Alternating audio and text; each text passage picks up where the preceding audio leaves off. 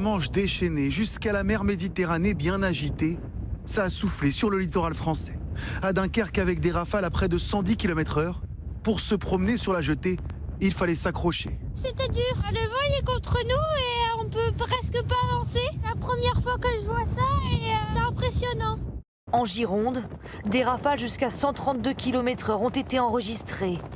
Au sommet de la dune du Pilat, le vent puissant soulève le sable et empêche même ce photographe d'avancer. On est venu montrer la mer à notre bébé qui a 2 mois. Il est né prématurément et quand il était à l'hôpital, on lui avait promis qu'on irait lui montrer la mer. Donc on a choisi aujourd'hui le jour le plus venteux, je crois. Oui, voilà, elle a tout dit. Ça nous tenait à cœur de lui montrer ce qu'il y a de plus beau en France. Vers 7 h ce matin-là, 5 individus vêtus de noir et cagoulés lancent un cocktail Molotov dans la voiture des occupants d'une des dernières maisons placées sur le tracé de l'A69.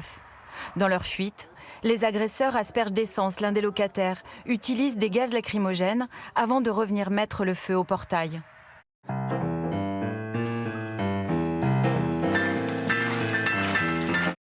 L'enquête est alors confiée aux gendarmes de la section de recherche de Toulouse et mène à l'arrestation coordonnée de 6 hommes dans la région de Marseille, Lyon et dans le Tarn.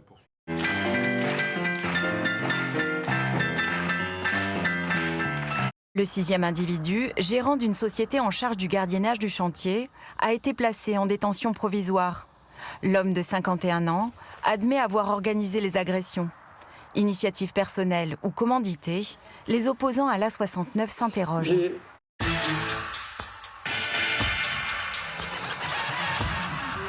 Nicolas Sarkozy est-il un détenu qui dérange ? Et je vous dis que tout est possible dans une prison. Vous pensez que Nicolas Sarkozy est en danger ? Oui. En danger de mort ? Oui, je le pense vraiment.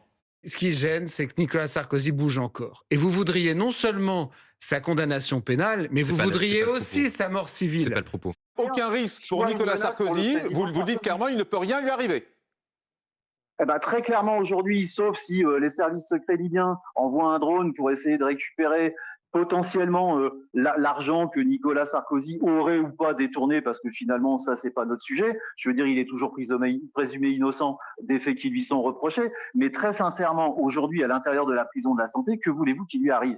Est-ce que c'est pas dangereux de critiquer une décision de justice ? C'est quoi ? Non mais attendez, c'est pas dangereux. Mais évidemment, quand il y a une injustice. Ah ben alors là, dans l'histoire de Dreyfus, on sait dans quel camp vous auriez été. Surtout notre. Non, il faut pas contester les décisions de justice. Pour essayer d'échapper à la prison dans le dossier libyen, Nicolas Sarkozy est-il allé jusqu'à risquer une nouvelle condamnation ? C'est pas évident pour un ex-président de dire qu'il connaît une personne comme moi. Complément d'enquête sur une affaire dans l'affaire ou comment, en 2020, une équipée secrète aurait fait pression sur un témoin clé pour tenter de blanchir l'ancien président en échange d'argent. Quel est le prénom de Machiavel ? Nicolas. Il pensait m'acheter avec des millions d'euros. Une histoire rocambolesque où l'on croise la reine des paparazzis, un faux agent secret, un généreux millionnaire et un ancien escroc. Est-ce que vous connaissez Nicolas Sarkozy ? Malheureusement pas. Et qui pourrait bien valoir à Nicolas Sarkozy encore un nouveau procès.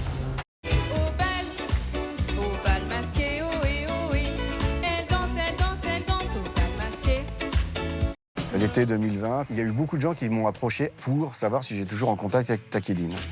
Et des gens qui voulaient savoir si Ziad était capable, moyennant une somme d'argent à l'époque, de revenir sur sa déposition initiale. J'ai appelé Ziad à l'époque, qui m'a dit oui. Quelle est la situation à l'époque de Ziad Takieddine ? Pourquoi il accepte ? Ziad Takieddine n'a plus d'argent. Mais quand je dis qu'il n'a plus d'argent, c'est qu'il n'a même pas 20 € sur lui. Et je vais rencontrer Mimi Marchand un soir. Au bal des faux culs, qui aura le dernier mot ? Michel Marchand, l'ami des stars. Très proche notamment de Marc-Olivier Fogiel, le directeur général de BFM TV, à l'époque de la diffusion de l'interview de Ziad Takieddine.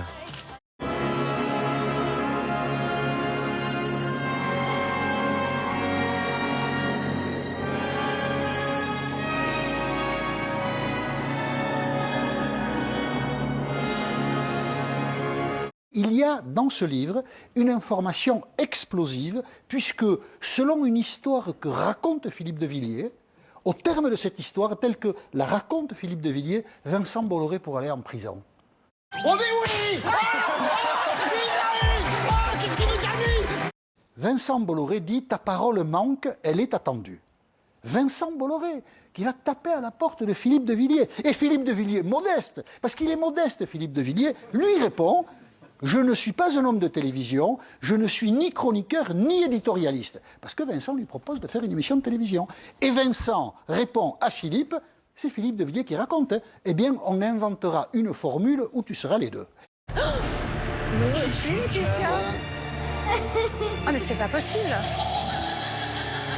Avez-vous déjà été à l'origine d'une ou plusieurs émissions sur vos chaînes? Directement, non. Directement, non. Quand je suis arrivé chez Canal, j'ai fait 0 émission. Comme vous l'a dit, et Serge Nedjar, et Gérald Brice-Viret, et Maxime Saada. De même qu'ils ont déclaré que je ne les avais jamais gênés ou poussés sur des programmes. C'est énorme. Vincent Bolloré ment. Il ment sous serment.